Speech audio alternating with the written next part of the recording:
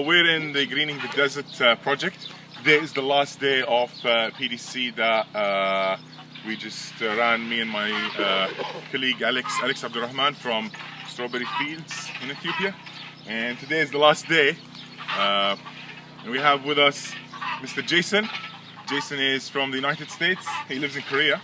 Yep. And we'd like to hear how you heard about us and why you were interested, and how did you feel it? How I heard about you? First heard about this area with Jeff Lawton's work in 2002 with the original site, and though after a few years there were no updates coming out, and recently I rediscovered about this project here. It came back on the radar, actually, so to speak, with this second site about greening the desert. So that's actually how I heard about this one, and in researching more about this one and seeing the course that was happening, I said, that's where I want to go. That's what I want to do. Nice. So you've heard of the first site, and then the news stopped probably, and then you heard back about. Yeah. I think the thing that makes it attractive is the extreme, the before, like over there, and the after. You know, so you got the after here. Yeah, nice. And how do you find it? Like compared to maybe the viewers cannot see outside. We'll probably post some pictures about how the surroundings are. But like building the organic and the speed that we've gone through. Like I've been here less than 2 years ago, and now I'm back, and the shade that's been created is massive compared to 2 years ago. How did you feel between this? Like it's did you expect that much? Expecting that much green? Well, seeing pictures before coming, yes, but upon arrival to the country and seeing the surrounding countryside and then seeing this, that's the difference. When you look at the neighbors' properties. Plus, don't forget, we are in the greenest season of the year here. Like that's something else to note. Yes. That's the privilege that we have for this course. If we run it after summer, it's probably be more yellow than this. But yeah, it is something to be told. It is greener than we're just after the rain now. So it is very green. I see hints of production already, but if this is after 5 years, then I would be even more anxious to see what happens in the next 5 years. Yeah. No worries. Anything else you'd like to add about the course? How did it go? The course went great. I would definitely recommend it for anybody who's not sure about how to go about these systems, who needs more of an introduction, you know, and also somebody who needs to be with other people to get that push, to get that energy push also. Yeah, as we call it, the global nation. Yeah, so you're not alone by yourself now.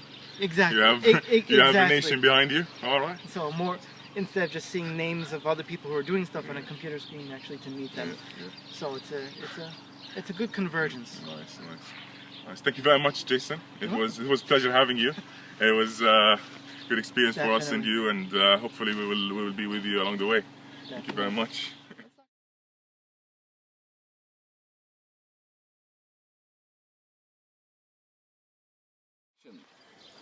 All right. So we had in this course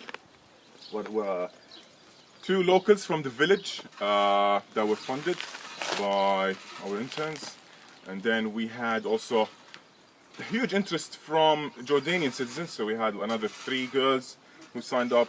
They live in Amman, and it's interesting how every year we're getting more and more local interest in our PDCs and in what we're doing. It's growing, so we're hoping for it to keep growing. Now I have with me Mr. Peter. Mr. Peter Apio is from Nigeria. Would you like to introduce yourself, Mr. Peter, and how you heard about our work? And yes, I am a Nigerian citizen. I've spent a lot of my life in London working as a lawyer and a consultant, and I've recently returned permanently to Nigeria on a full-time basis. and I have a large piece of land in the south of Nigeria, which I thought would be appropriate for this type of agriculture production. Yeah. So I saw Jeff Lawson's videos on the internet, and I got very interested, particularly his what he'd done in Radiwam, and I thought I'd come and see it for myself. That's cool. That's nice. That's nice. So you don't have much permaculture going on in Nigeria yet. You'll probably be the pioneer there.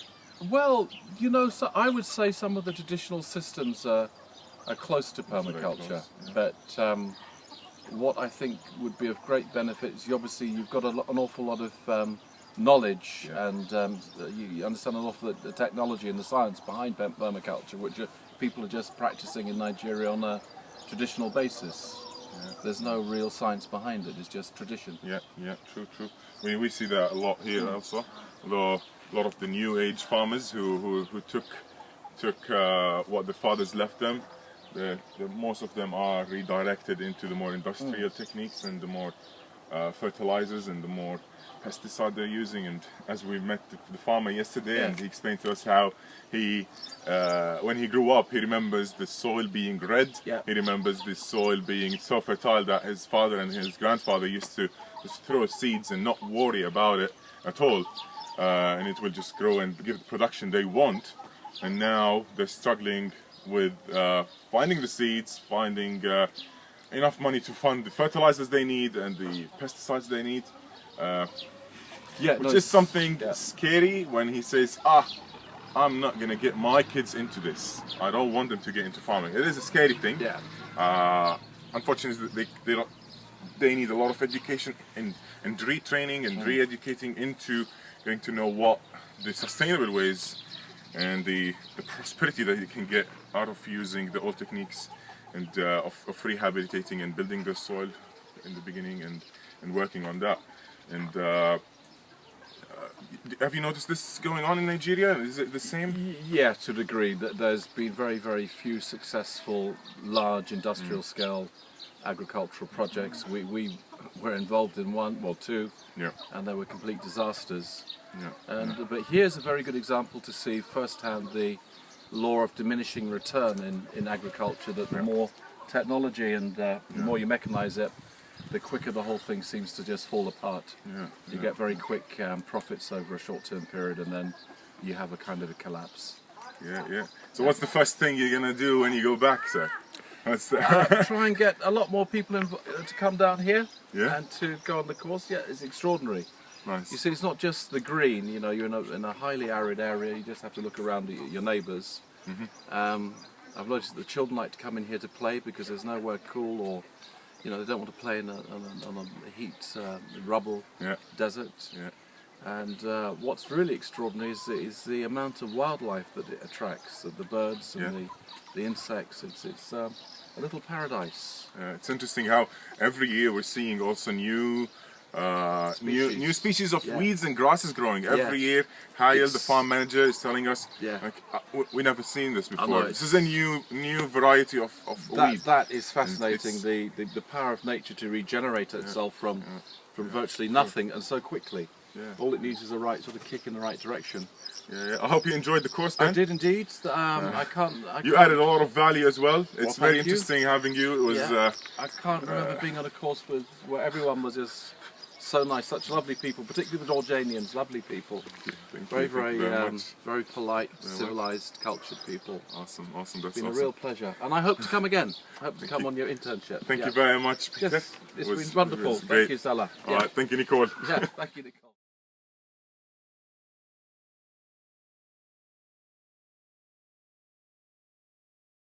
So now we are in the garden.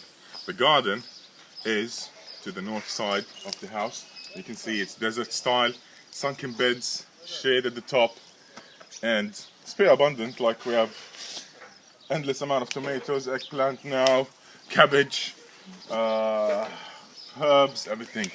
And I have 5 of the locals. And luckily we have 5 local girls now. They're all girls, the locals that are interested. And I'd just like to ask them in Arabic, it will be in Arabic, how did they hear about us? كيف سمعتوا عنا؟ كيف يعني شو اللي همكم موضوع البيرماكلتشر؟ كيف جيتوا قررتوا تاخذوا هاي الدورة؟ بلش أنا؟ Yeah. أنا درست هندسة حدائق وإدارة بيئية. Yeah. وبتطوع بجمعية بتزرع شجر في الأردن وفلسطين. وبتزرع شجر للمجتمعات المحلية المهمشة حتى يقدروا ياكلوا منها. So we have a landscape architect. That's the perfect place to evolve now to. A landscape architect, and she's a volunteer in an NGO that plants trees in Palestine and Jordan and helps farmers. So that would be a good start for you. Yeah. Yeah. Good. How did you find the course? كيف لقيتوا الدورة؟ والفرق بين هذه الأرض وأرض الجيران، أرض الصحراوية، كيف حسيتوا بالفرق؟ الزراعة كانت كثير ممتازة، يعني تعلمنا من إنه نتعلم الزراعة عن طريق هذا المشروع تاعكم وشكرا.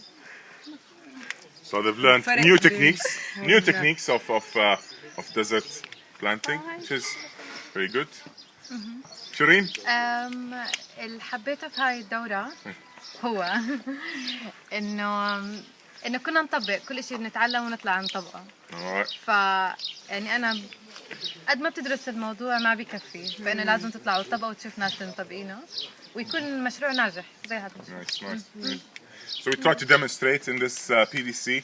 We tried in evening sessions to demonstrate some of the practices that we teach. We demonstrated a lot of them, or showed them on this demonstration site. That's the idea behind demonstration sites. Show people what is possible. Nice. Malika, what's next? إيش الخطوة الجاي؟ I think it's applying what we learned into the different aspects of our lives. اللي هو تطبيق إيش تعلمنا في حياتنا في طرق مختلفة، مش بس بالزراعة. ونبلش إشي مشروع ونبلش محل يعني. آيات، شو بدك تزرع أول شيء بس تطلع من هون؟ بدك تحصد النحل؟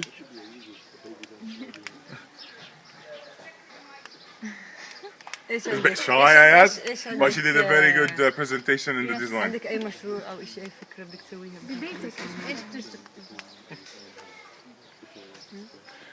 Beautiful. We'll go now and interview the boys who were with us. Rafi and Sharif and Dawood. Alright, I'm in the shade house now, and behind me is the compost toilet that's been built recently. It was funded and it's pretty active now. A lot of people in this course, and I have in front of me the grey water system. And in this shade house, we're using it now as a nursery plus producing some veggies, tomatoes. Have some sunflower planted, and I have with me Sharif from Egypt, من مصر, and Rafi from Syria.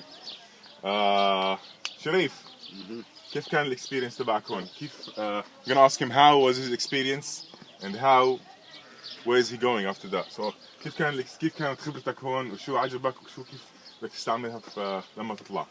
يعني خبرتي هنا صراحة يعني الموضوع كان جميل جدا. يعني اتعلمت كتير عن الزراعة، ما كنتش كتير حاجات أعرفها. اتعلمت كتير عن ازاي نستخدم الريسورسز بتاعتنا، ازاي نبتدي يعني نحاول نستغل كل حاجة موجودة، نحاول يعني كده. واكتر من اكتر الحاجات اللي عجبتني يعني فعلا هنا بالنسبة للكورس ان عملية التنوع في الثقافات الناس اللي موجودة. يعني كان مثلا معانا ناس من افريقيا، كان معانا ناس جايين من فار ايست، كان معانا ناس انا مثلا من مصر، في معايا رافي مثلا من سوريا. التنوع ده كان كتير حلو قوي، يعني الواحد فهم كتير عن ثقافات الناس، فهم ازاي الناس مختلفة وازاي وكتير كمان فهم ان مش في كل مكان بنعرف نعمل كل حاجه. يعني الزراعه مثلا مش في مصر زي الزراعه مثلا في مكان مثلا زي نيجيريا. الزراعه مش في كل حته زي حته. صحيح. وتعلمنا كتير في الكورس ان ازاي نتعامل مع اي مكان موجود، يعني مش بس المكان اللي احنا فيه. So the diversity of the people added a lot to his experience. People from different nationalities and different backgrounds added a lot. He learned a lot. His background is more in architecture, so he learned a lot about dealing with the land, what can be planted, how to deal in arid lands and dry lands, and how that differs from water abundant climate or tropical climates. So the differences are important because in traditional cultures, in traditional farming and methods that he's seen, a lot of the practices were adopted, just adopted and applied on the land without thinking them through, depending on the climate. So that added a lot. بس انا مش عايز امسح حاجه صح، وبالاكثر برضو التنوع اللي عجبني اللي هو حياه وهيام اللي كانوا من الجواسرة يعني كتير ادوا طعم. وجود اللوكلز. So the locals that were with us, people from the village, and he added a lot also to his experience, which is very interesting. Rafi, where are you going after here? What's happening? What did this change in your life? Where do you think you're going? What I liked about it was the fact that you can apply it everywhere, even in urban places, dense urban places. I have a little teeny tiny balcony in Damascus, and we're at state of war right now, and people can't find food. You can't find any of the resources. So I was thinking maybe we start small, then get it right, then scale up later on.